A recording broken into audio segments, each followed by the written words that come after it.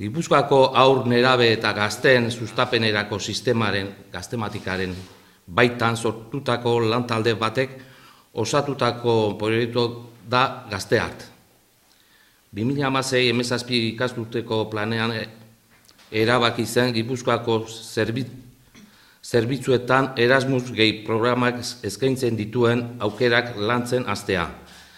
Programa honek gazteriaren arloan eskaintzen dituen aukerak ezagutu eta ahal izan ez gero aprobaitzatzeko. Erasmus Plus Europa mailako programa bada, gaztien formazio helburuduna eta herrialdien arteko mugikortasuna ahalbideratzeu. Irikite da, hau da, ez da lotuta ez hezkuntza formalai, ez da unibertsitateko ikasketa ere.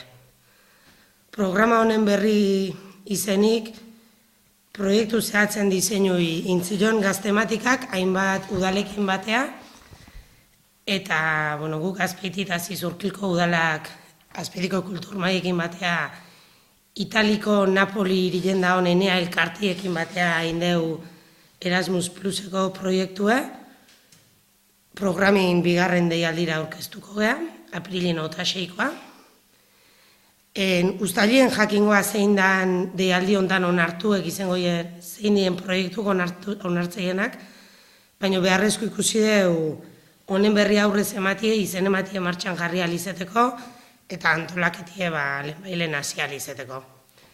Gazteart proiektue onartze barima, gaztien arteko astebeteko truke bikoitz bat ingoa, bi herrialdien artien, Euskal Herrien urriko bigarren hastien egongo lidiezke Napoliko gaztiek, bertako gaztiekin, eta abenduko lehengo hastien berriz Napolira joango lieke bertako gaztiek.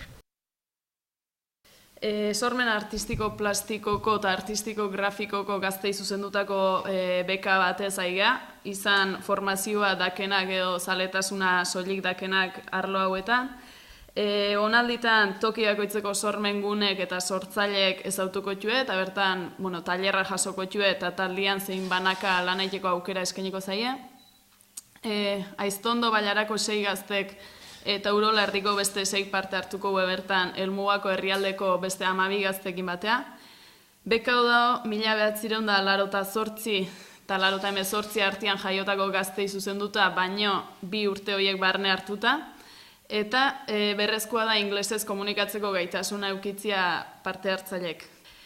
Proiektu Erasmus Plus programak eta udalak finantzauta da nagusiki, baino parte hartzaileako itzan 90 euro ordaindu berkotxu hemen parte hartu izateko, eta ikasle langabetu edo familia ugariko kiden kasun 60 euroko izangoa kopuruoi.